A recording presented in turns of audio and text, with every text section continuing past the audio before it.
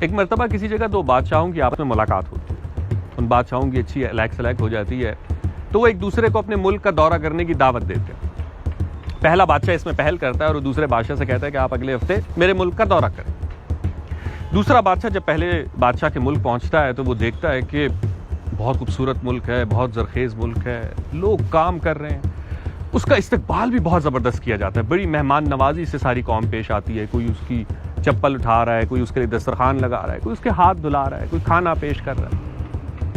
یہ بادشاہ، پہلا بادشاہ دوسرے بادشاہ کو اپنے ملک کی سیر کراتا ہے، شکار کرواتا ہے، بڑے اچھے سے اس کا پورا وزٹ کروانے کے بعد جب وہ اسے رخصت کر رہا ہوتا ہے تو وہ اسے مزید کچھ شوق ہوتا ہے اپنی بادشاہی دکھانے کا، تو وہاں جتنے لوگ اس کو رخصت کرنے آئے ہوتے ہیں وہ انہیں بلاتا ہے اور وہ کہتا ہے کہ کپڑے اتار دو، اور سارے لوگ فوراً سے اپنے کپڑے اتار دیتے ہیں۔ پھر پہلا بادشاہ دوسرے بادشاہ کی طرف دیکھتا ہے ایک فخریہ انداز سے اور کہتا ہے کہ دیکھی میری بادشاہی۔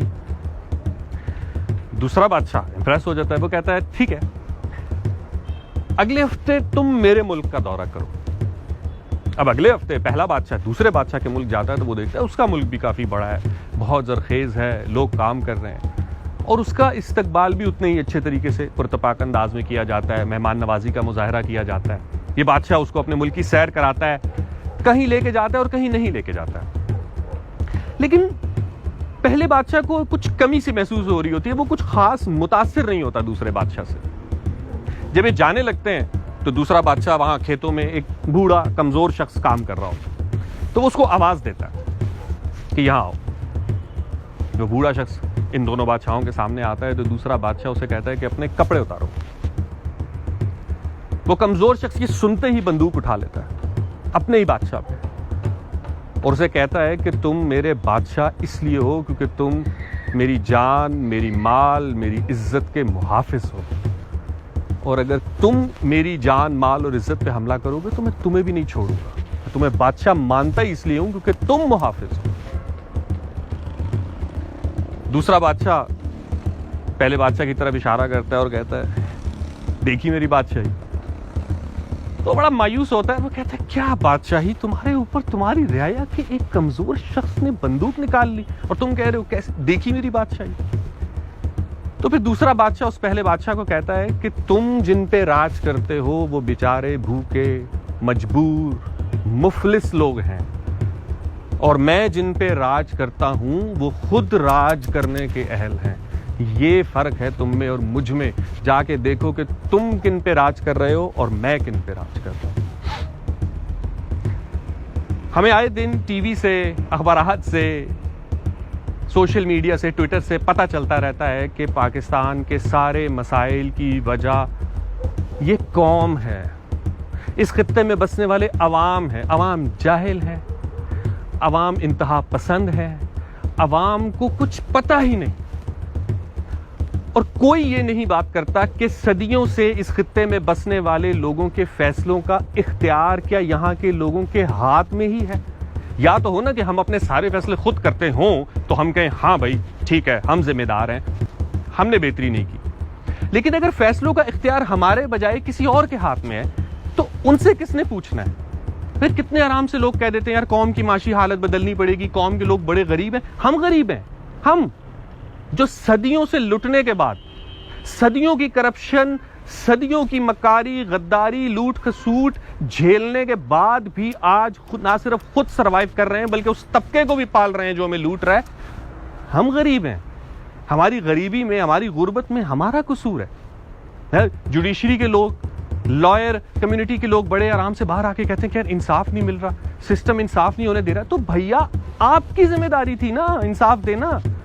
اور اگر آپ سسٹم میں بیٹھ کے عوام کے لیے کام نہیں کر سکتے، مان لیا جوڈیشری میں رہ کے آپ کو بہت سارے مسائل ہیں کہ آپ انصاف نہیں دے پا رہے، تو چھوڑ دیں۔ آپ 30 سال کی نوکری کیوں کر رہے ہیں، تنخواہ کیوں لے رہے ہیں، پینشن کیوں لے رہے ہیں، وہ ساری پرکس اینڈ پریویلیجز، وہ رسپیکٹ، وہ احترام کیوں سمیٹ رہے ہیں جبکہ آپ وہ کام ہی نہیں کر رہے جو آپ کے ذمہ ہے؟ یہ تو آپ کو انصاف دلانے کے لیے آپ کو یہ سب چیزیں دی جا رہی ہیں نا۔ جب آپ انصاف ہی نہیں دے رہے تو آپ اس چیز کے حقدار ہی نہیں ہیں، آپ چھوڑ دیں نا۔ سب کو پتا ہے کہ اس ملک میں لوگوں کے مسائل کی اصل وجہ سسٹم ہے، تو سسٹم کے کچھ لوگ متاثرہ ہیں اور کچھ لوگ بینیفیشری، اکثریت بلکہ متاثرہ ہے۔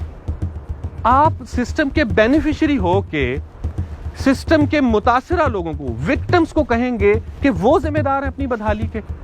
ایک آرٹسٹ اٹھتا ہے, وہ بڑے آرام سے اس سے آپ سوال کریں کہ بھئی آپ اچھا کانٹینٹ کیوں نہیں بنا رہے, لوگ یہی دیکھنا چاہتے ہیں. لوگوں کا ٹیسٹ اگر برا ہے تو لوگوں کا ٹیسٹ کس نے بنانا تھا؟ آپ نے.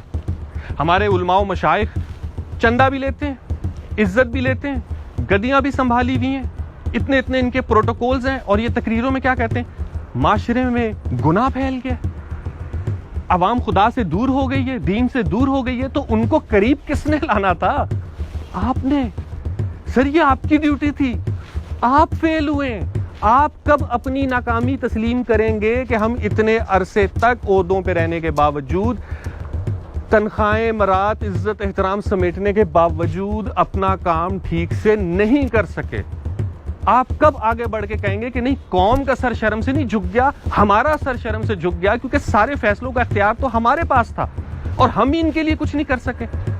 اگر آپ نے سسٹم کے بینیفیشری رہنا ہے تو ہمیں نہ آپ کے گیان کی ضرورت نہیں ہے.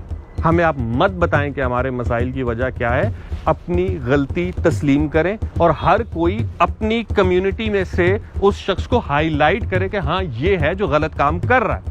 وہ چاہے صحافی ہے, وہ چاہے ڈاکٹر ہے, وہ چاہے لائر ہے, وہ چاہے مولوی ہے, وہ کوئی بھی ہے.